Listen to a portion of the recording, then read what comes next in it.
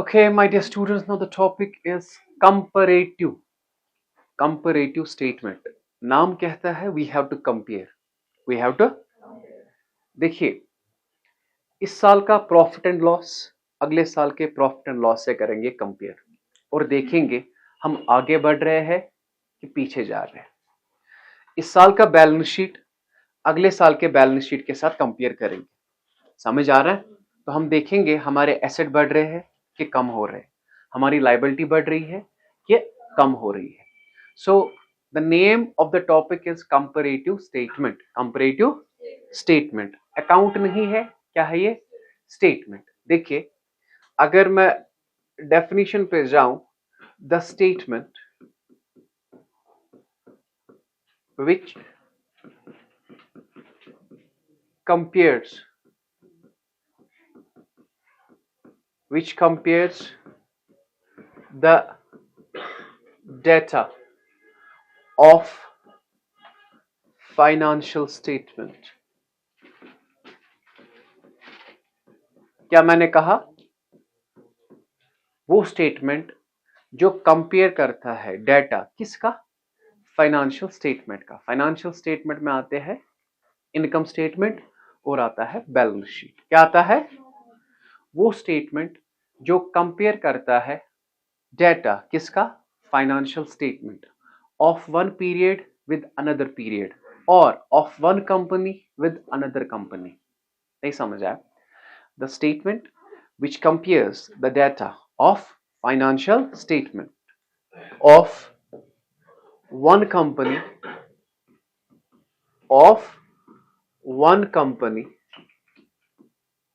with another company।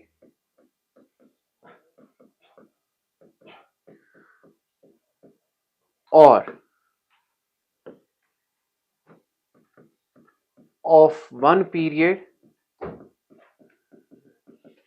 with another period of same company। तो उसे हम कहते हैं is called comparative statement। क्या कहते हैं हम उसे? comparative statement। समझ आया? वो स्टेटमेंट जो कंपेयर करती है डेटा किसका? फाइनेंशियल स्टेटमेंट का, एक कंपनी का दूसरे कंपनी के साथ, या एक साल का दूसरे साल के साथ सेम कंपनी का, उसे हम कहते हैं कंपैरेटिव स्टेटमेंट। और ये दो तरह का है। It's of two types. बेटा कितने टाइप का है ये? Two types. पहला जो है उसे आप कहते हो कंपैरेटिव बैलेंस शीट, और जो दूसरा है उसे आप कहते हो कंपैरेटिव इनकम स्टेटमेंट। क्या कहते हो? Comparative income statement. Mark my words बेटा, मैंने क्या कहा? ये दो तरह का है, क्योंकि फाइनेंशियल स्टेटमेंट दो तरह का है, इनकम स्टेटमेंट और बैलेंस शीट। जब हम एक बैलेंस शीट को दूसरे बैलेंस शीट के साथ कंपेयर करें उसे कहते हैं कंपैरेटिव बैलेंस शीट। एक इनकम स्टेटमेंट को दूसरी इनकम स्टेटमेंट के साथ कंपेयर करें उसे कहते हैं कंपैरेटिव इनकम स्टेटमेंट। समझ आया? So what is comparative statement? First, the statement which compares the data of financial statement। financial statement means income statement और balance sheet। income statement और ओके एक कंपनी का दूसरे कंपनी के साथ, क्या? एक कंपनी का, याद रखना बेटा, जब एक कंपनी को दूसरी कंपनी के साथ कंपेयर करे, एक कंपनी को दूसरी कंपनी के साथ कंपेयर करे उसे कहते हैं इंटरफर्म एनालिसिस। क्या कहते हैं? Inter-firm analysis. आपने सुना है इंटर स्कूल? इंटर स्कूल का नाम सुना है? एक स्कूल मैच खेलता है दूसरे स्कूल के साथ, मतलब एक स्कूल कंपेयर होता है दूसरे स्कूल के साथ। अच्छा, अगर मैं ये 12th इसी सेंटर के 11th के साथ कंपेयर करूं तो उसे कहते हैं इंट्रा फर्म। क्या कहते हैं? Intra firm analysis. समझ आ रहा है? इंटर फर्म एनालिसिस और intra firm analysis. Okay, first now listen to me my dear. हमने पढ़ा क्या? हमने पढ़ा कंपैरेटिव स्टेटमेंट, वो स्टेटमेंट जो कंपेयर करता है डाटा इनकम स्टेटमेंट का या फाइनेंशियल स्टेटमेंट का, एक टाइम का दूसरे टाइम के साथ या एक कंपनी का दूसरे कंपनी के साथ, उसे हम कहते हैं कंपैरेटिव स्टेटमेंट। क्या कहते हैं? अब ये दो तरह का है। पहला क्या है? Comparative balance sheet. दूसरा क्या है? अब जो हम पढ़ेंगे, अब हम पढ़ेंगे कंपैरेटिव बैलेंस शीट। क्या पढ़ेंगे? क्या पढ़ेंगे? जरा मुझे डिफाइन करें comparative balance sheet. The statement which compares the data of balance sheet. क्या क्या क्या? It's called comparative balance sheet. समझ आया? हाँ, एक कंपनी का दूसरे कंपनी के साथ या एक साल का दूसरे साल के साथ सेम कंपनी का, उसे आप कहते हैं comparative balance sheet. Is it clear? क्या है हमारा दूसरा? कंपैरेटिव, जो हमें पढ़ना है अभी, न्यूमेरिकल करना है बेटा। क्या? कंपैरेटिव। जरा बताइए बेटा, जरा डिफाइन करिए what is comparative balance sheet. The statement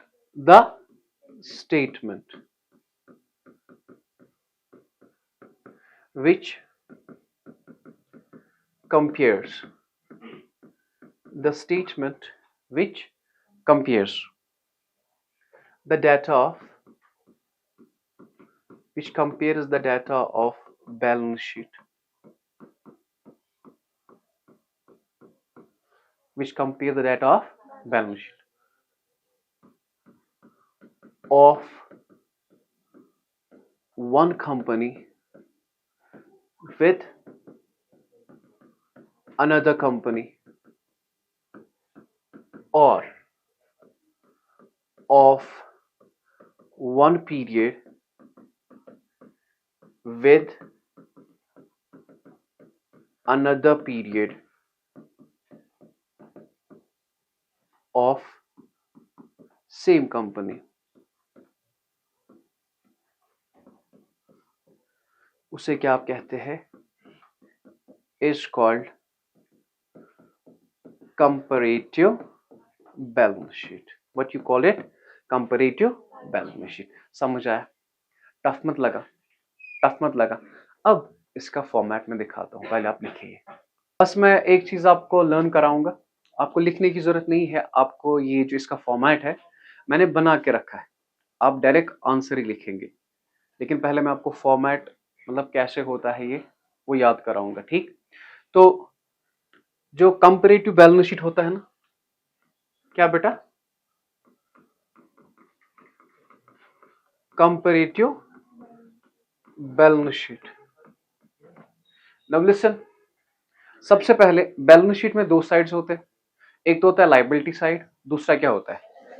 asset side. अब ये तो कंपनी का है, ये क्या है? कंपनी का। अब इसमें देखिए थोड़ा बहुत चेंज आएगी। लिसन माय डियर, पहला जो साइड होगा उसे हम कहते हैं इक्विटी एंड लायबिलिटी। क्या बेटा? क्या कहेंगे? Equity and liability. इसमें याद रखेंगे आप, प्लीज याद रखेंगे कुछ चीजें जो आपको। सबसे पहला इक्विटी और लायबिलिटी में क्या आता है? The first one is share holder fund. बेटा याद है? Share holder fund. Is it clear? Share holder fund. जो दूसरा होता है दैट्स व्हाट यू कॉल्ड, मैं थोड़ा वाइट से लिखता हूं, share application money pending allotment. और जो तीसरा होता है जिसे आप कहते हैं नॉन करंट लाइबिलिटी। फोर्थ होता है बेटा जिसे आप कहते हैं करंट लाइबिलिटी। क्या बेटा? Current liability. यहां पे आप इसे सम करते हैं। हाँ, इसके बाद हमारा आता है एसेट साइड। क्या आता है? एसेट्स। क्या आता है? एसेट्स। लिसन, क्या आता है? एसेट्स।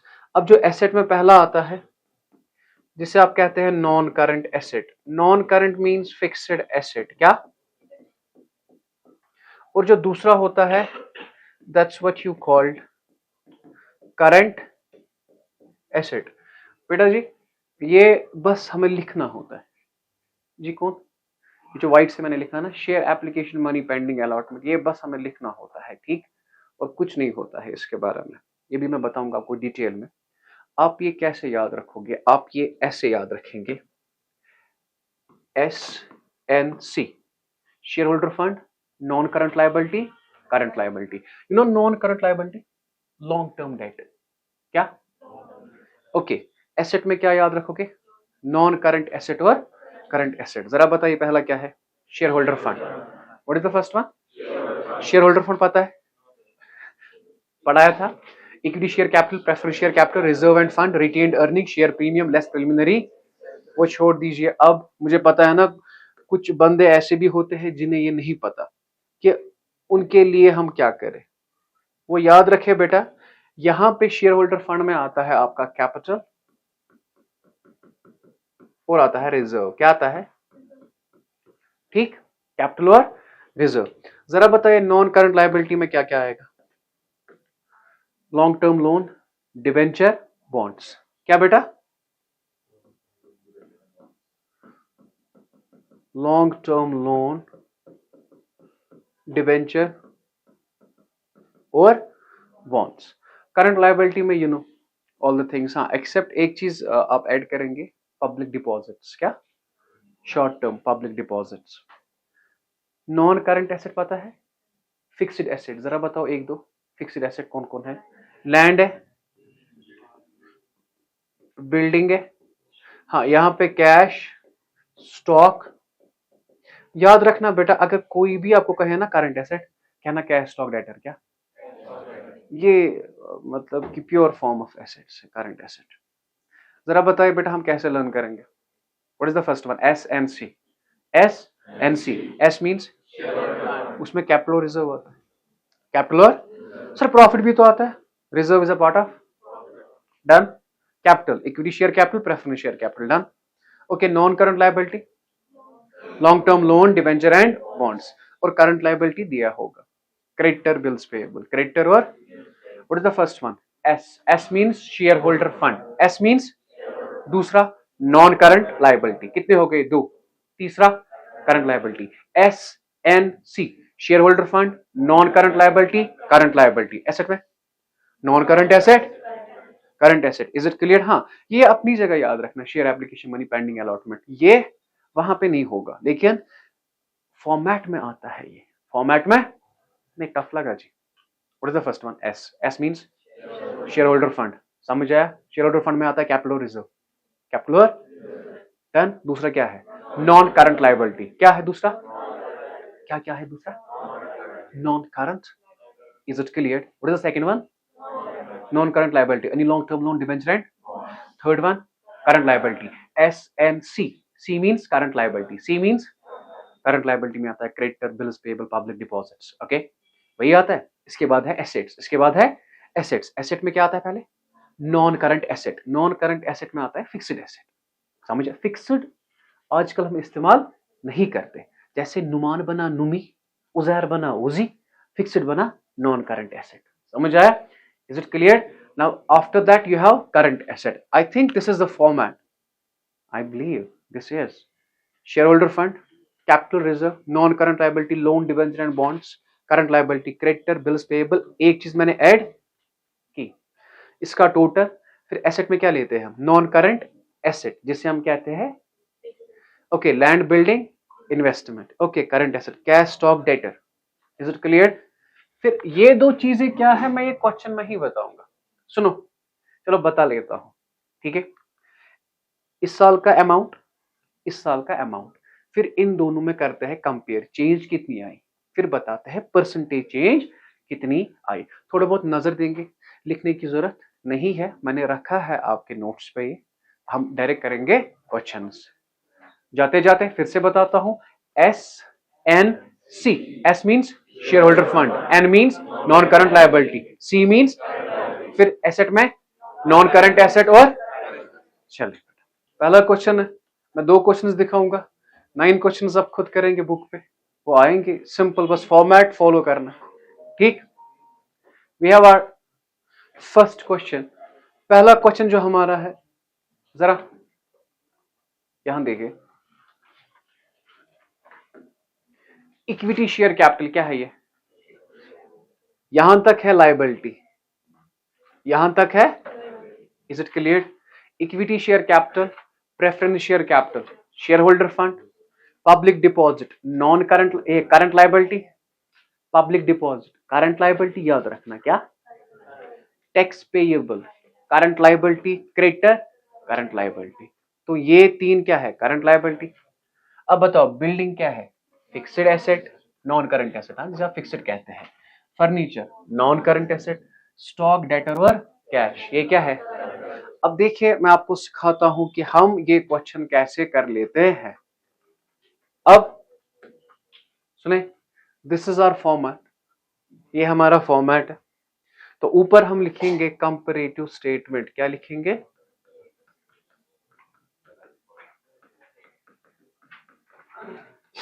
मैंने बना के रखा है, एस एन सी याद है, S means share holder fund, N means, C means S N C, S N C share holder fund, non current liability, current liability, फिर नॉन करंट एसेट और करंट एसेट। तो सबसे पहले share holder fund में बताइए कौन कौन सा आता है, equity share capital, preference share capital, ना मेरी तरफ देखिए ना please, what is the first one, equity share capital, ये आएगा ना, तो यहां पे लिखेंगे बेटा इसे इक्विटी शेयर कैपिटल, और क्या है बेटा, preference share capital,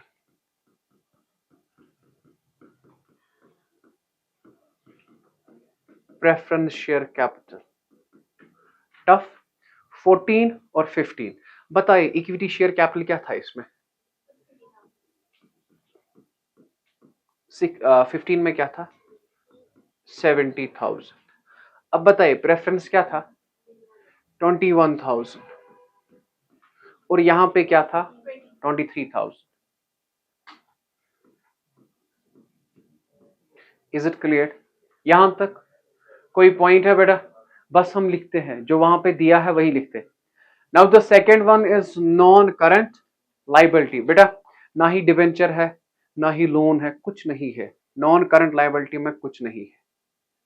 is it clear, now you have current liability, you have public deposit, you have tax payable, you have creditors. बता दीजिए बेटा क्या है पहला, और बात कीजिए ना, public deposit, tax payable, and the third one is creditors। टफ जी, सो पब्लिक डिपॉजिट बताएंगे मुझे कितना है, ओके, और क्या है, और बताएंगे मुझे ये टैक्स पेएबल क्या है, और 10,000। क्रेडिटर्स बेटा क्या है, 3,000 और 1,000। टोटल करने की जरूरत नहीं है, टोटल दिया है, टोटल कितना दिया है बेटा, 1,02,000 और 1,00,000। इज इट क्लियर, समझ आया। अब बताइए नॉन करंट एसेट में जो आपके एसेट्स है, बिल्डिंग है और फर्नीचर है,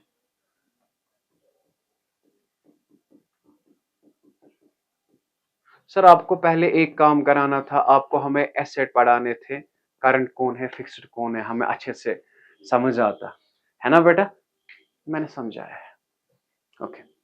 बिल्डिंग 70 और 84।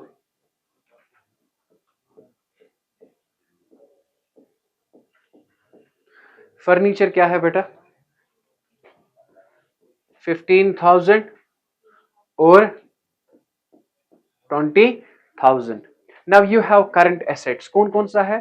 स्टॉक, डेटर और कैश। ठीक है, you have stock, you have debtor and you have cash। Stock कितना है? 9,000 और 13,500। डेटर कितना है? 6,000 और 7,500। सर कैश 2,000 और 4,000। टोटल करने की जरूरत नहीं है क्योंकि सम होगा ना बराबर। सो कितना है वो? 1 लाख, 2,000, 1 लाख, 29,000। अब सर ये तो वहीं से दिया था, आपने बस 2 कॉलम लाने थे, यहां पे रखना था, ये रखना था ना, वही है ना। अब काम है इसका एब्सोल्यूट चेंज का और परसेंटेज का। किसका? एब्सोल्यूट चेंज और परसेंटेज का। देखिए बेटा जी, मैं उठाता हूं कैलकुलेटर। क्या उठाता हूं? मैथ जी। ओके, ये रखता हूं मैं यहां पे ताकि आपको समझ आए। देखिए 70 चेंज का मतलब पिछले साल क्या था? 50। इस साल क्या है? 70। चेंज कितना आया? चेंज आया 20,000। एब्सोल्यूट का मतलब है बेटा आप अमाउंट में बताइए। समझ आया ना? लिसन, हाँ जी, यहां देखिए ना, 70 माइनस 50 मीन्स बड़ा साल माइनस छोटा साल। टफ लगा जी? ठीक है। अब 23 माइनस 21, 2000। चेंज इतनी आई। 25 माइनस 20, 10 माइनस 8, 1 माइनस 3। ये याद रखना बेटा, ये आता है आपका -2000। क्या आता है? मतलब हम पीछे जा रहे हैं, मतलब हम पीछे जा रहे हैं। ये तो अच्छा है। अब बता दीजिए मुझे, वी हैव बिल्डिंग 84, पिछले साल क्या था? 70, 14,000, 20 और पिछले साल क्या था? 15। अब क्या है? अब बता, पहले यहां पर भी चेंज कितनी आई? 27, 129 minus 102।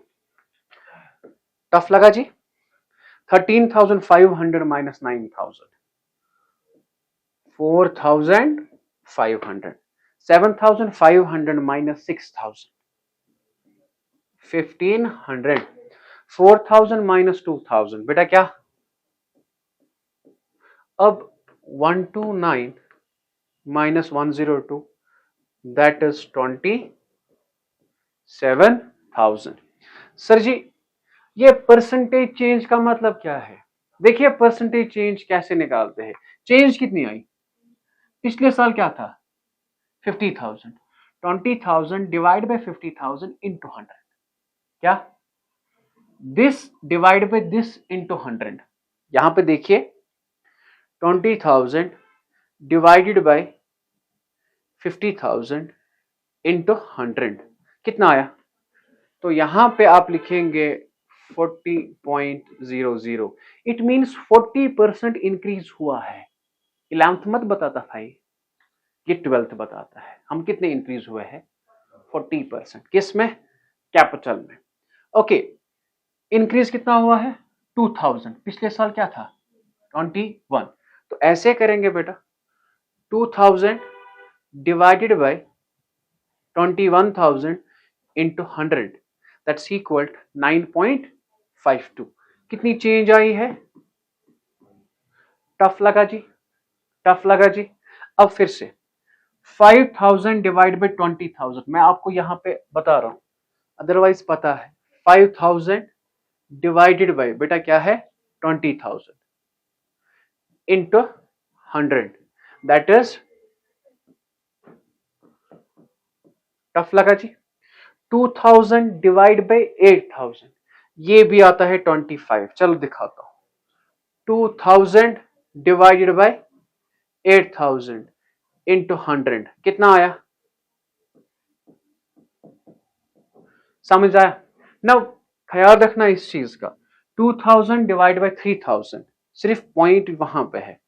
2000 divided by 3000 into 100, that is 66.67। मगर साथ रखेंगे आप माइनस।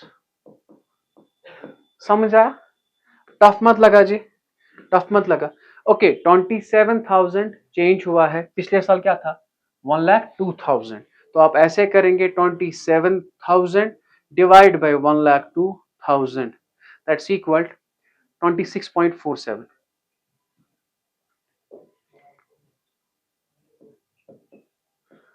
ये यहां पर भी होगा, ये ना सेम अमाउंट। अब 14,000 डिवाइड बाई 70,000, ये आएगा 20। चेक कीजिए, 14,000 डिवाइड बाई 70,000 इंटू 100 कितना आया बेटा? और टफ मत लगा जी।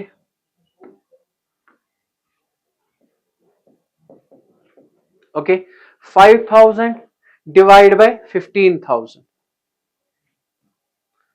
डिवाइड बाय इंटू करेंगे 100, 33.33। टफ लगा जी? 4,500 divide by 9,000, that is 50। Okay, 1,500 divide by 6,000, that is 25। 2,000 divide by 2,000 into 100, that is 100%। I hope. अब याद रखना, आपको आगे जाके बनाना है प्रोजेक्ट। क्या बनाना है? आपको कंपनी का दिया होगा, ये ऐसे ही दिया होगा बैलेंस शीट, कहेगा आपको कंपैरेटिव बैलेंस शीट बनाए, आएगा कुछ नहीं, ये दिया होगा ना, आपने एब्सोल्यूट चेंज निकालनी है और क्या निकालनी है? Percentage change. इजी है, ये तो कॉपी करना है आपको। ठीक है, कीजिए। मैक्सिमम इस तरह के क्वेश्चन है आपकी बुक पे, मतलब फॉर्मेट वहीं से है। चेक कीजिए, शेयर होल्डर फंड दिया है, capital reserve, profit and loss दिया है ना, नॉन करंट लायबिलिटी डिबेंचर वहीं से दिया है, करंट लायबिलिटी वहीं से दिया है, एसेट में fixed lease hold property investment वहीं से दिया है, और करंट एसेट भी वहीं से दिया है। अब क्या हमें करना है? हमें बनाना है, ये इंफॉर्मेशन लिखनी है। उसके बाद दो कॉलम्स बनाने हैं। कौन कौन सा? एब्सोल्यूट चेंज, और अब देखो मैं कितना बड़ा कामचोर हूं, मैं इसी में ऐड करूंगा एक कॉलम। नहीं समझा? Is it clear? टाइम बचाने के लिए, आप लोगों के लिए। नहीं, देखो यहां तक है ये क्वेश्चन, यहां तक है ये। अब ऊपर लिखेंगे कंपैरेटिव बैलेंस शीट। क्या बेटा? कंपैरेटिव। अब क्या ऐड करूंगा यहां पे? एब्सोल्यूट। मैथमेटिक्स में चेंज ऐसे दिखाते हैं, एब्सोल्यूट चेंज। ओके, बता दीजिए शेयर कैपिटल दिया है ना, देखो एस एन फिर एन सी, फिक्स्ड एसेट है, नॉन करंट एसेट, तो वहीं से दिया है ये। ऐसे ही 5-6 क्वेश्चन है आपकी बुक पे, आपको जो बनाना है। अब मुझे बताइए करना क्या है। मैंने बनाया एक कॉलम, 14 लाख माइनस 10 लाख, क्या आया? Is it clear? 2 minus 1, 4 lakh minus 2 lakh, 8 minus 4, 2 minus 3, minus 1 lakh. ख्याल रखना बेटा इसका, याद रखा करो बेटा, अकाउंट्स में हम माइनस नहीं दिखाते। सर क्या बोल रहे हो? हम ब्रैकेट रखते हैं। ठीक, ब्रैकेट का मतलब नहीं समझा? Is it clear? आप माइनस ही लिख सकते हो। ठीक, ओके। अब बता दीजिए मुझे, यहां पे 3 लाख माइनस नहीं, 30 lakh minus 20 lakh, 10 lakh. Is it clear? फिर एसेट साइड 11 माइनस 7, बात कीजिए ना मेरे साथ। 7 माइनस 5 क्या? Okay, 6 minus 4, is it clear? Okay, now you have current asset 6 minus 4. Okay, 30 lakh minus 20 lakh. अब क्या करना है? परसेंटेज और एक कॉलम बनाए,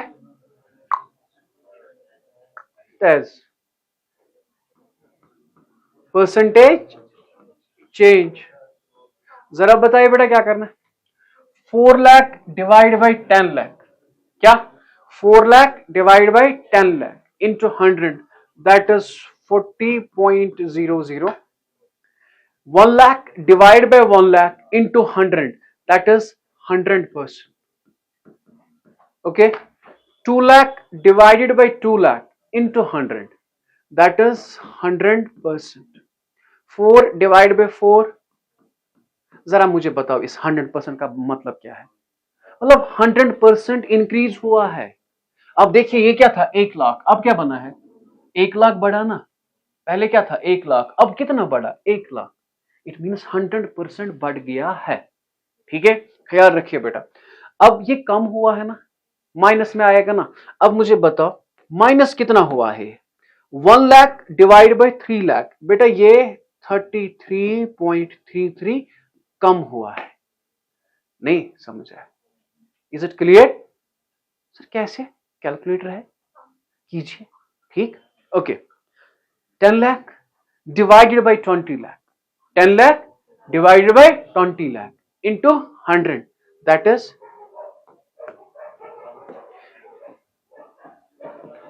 is it clear? टफ लगा जी? नहीं सच बताइए, टफ लगा जी? टफ है? Okay, now you have 4 divide by 7, 4 divide by 7, जी बेटा 57.14। कम से कम तो आप बताओगे, पिकनिक में मत आए आप, है ना? वाह यार, क्या है? 2 lakh divided by 5 lakh into 100, that is 40. 2 divided by 4 into 100, that is 50%. 2 divided by 4 lakh into 100. Okay, अब 10 लाख डिवाइड बाई 20 लाख। मगर याद रखना एक चीज मैंने कही थी ना, अगर हम इस साल का कंपेयर करेंगे, हाँ, एक बिजनेस को कंपेयर करेंगे दूसरे बिजनेस के साथ, उसे कहते हैं inter firm analysis, comparing of data with in the, जरा यहां देखो, comparing of data with in the company. अगर हम कंपनी में आपस में करेंगे कंपेयर, उसे कहते हैं intra, comparing of data with other company is called, इसे याद रखोगे, इंटर स्कूल। जब एक स्कूल को कंपेयर करते हैं दूसरे स्कूल के साथ, you call that inter school. तो ऐसे ही आप कहेंगे इंटर एनालिसिस। क्या? Intra analysis, inter. अगर जैर कमर्शिया के 11th को आप कंपेयर करेंगे 12th के साथ, क्या जैर कमर्शिया का ही है 11th भी 12th भी, उसे कहेंगे इंट्रा। क्या कहेंगे? अगर नवाकुदुल कॉलेज को करेंगे हम अमीरा कुदुल कॉलेज के साथ कंपेयर, उसे कहेंगे इंटर। क्या कहेंगे? समझ आया? I hope you got it. मैं आपको अभी दूंगा पेज नंबर, जरा ये बुक पे बताओ मुझे क्या है ये, यहां तक। ओके बेबा, सुनो क्या है कि कल्याणी बुक है, कल्याणी बुक का नाम क्या है? पेज नंबर है 12.31, वहां पे है 1 से लेके 5 तक क्वेश्चंस, 1 से लेके 5 तक क्वेश्चंस। अब 5 के 5 आपको करने की जरूरत नहीं है, पर एटलीस्ट 2 कीजिएगा, 2 कीजिएगा, आपको आएगा वो। बस ये दिया है वहीं से आपने बस एब्सोल्यूट चेंज और चेंज, समझ आया? आज ये पढ़ा हमने, कल पढ़ेंगे हम कंपैरेटिव इनकम स्टेटमेंट 12.31, 12.31। बस हो गया, रखिए अपना ख्याल। अल्लाह हाफिज।